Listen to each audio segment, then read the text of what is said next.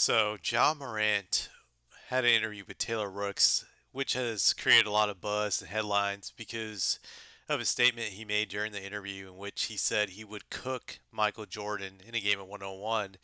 Ja proclaimed that he would beat Jordan 101. It's causing a lot of uproar. Obviously, it shows that there's not much to talk about during the summertime, so this has made the headlines. What do I think about it?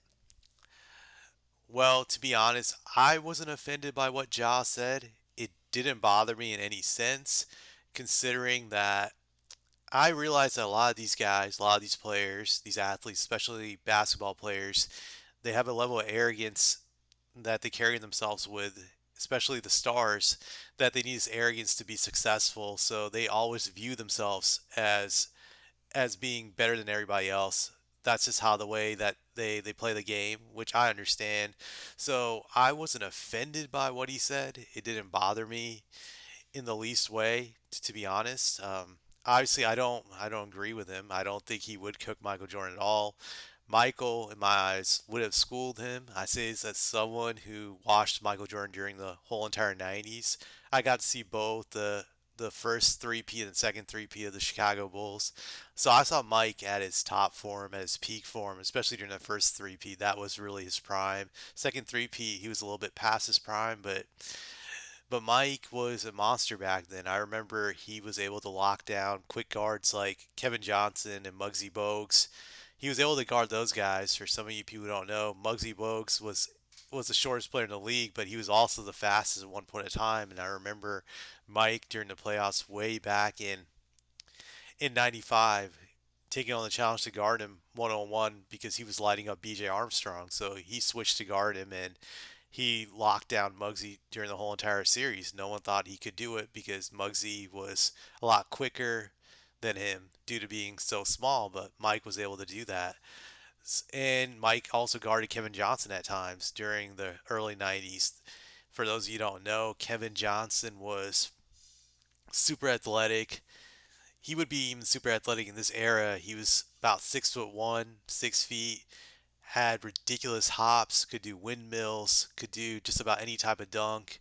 Just incredible athleticism, could get to the hole easily, had a quick first step, but when Mike guarded him, he couldn't get by Mike. Mike could just lock him up.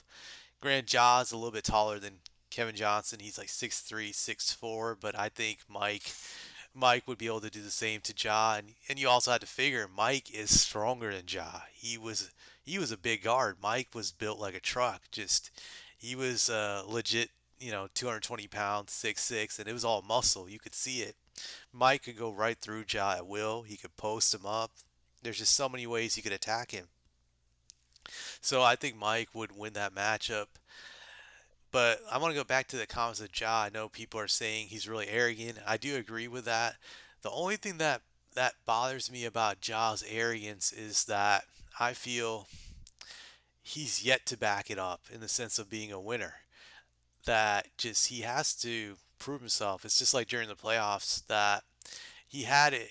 He had some good games against the Warriors, but I felt just that at times he didn't have the maturity or the mentality or basketball IQ to beat them. He had the arrogance, but I don't think arrogance is enough to win a championship. You also have to have the smarts and the discipline.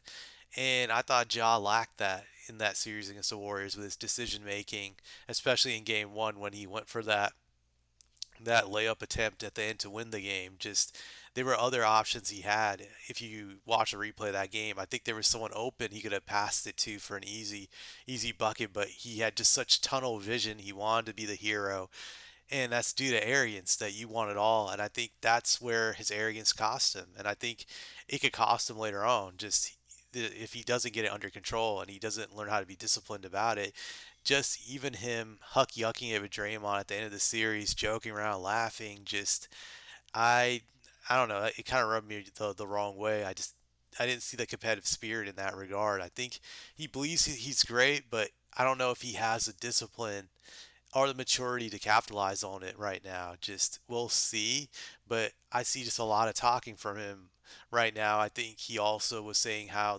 the Grizzlies could beat the Warriors in the upcoming season. I'm not a Warriors fan. I would love to see them take them out, but I want to see less talking and more doing from Ja. I want to see action from Ja, to be honest. I want to see him step up to the plate and do it. Don't just keep running your mouth and saying all these things.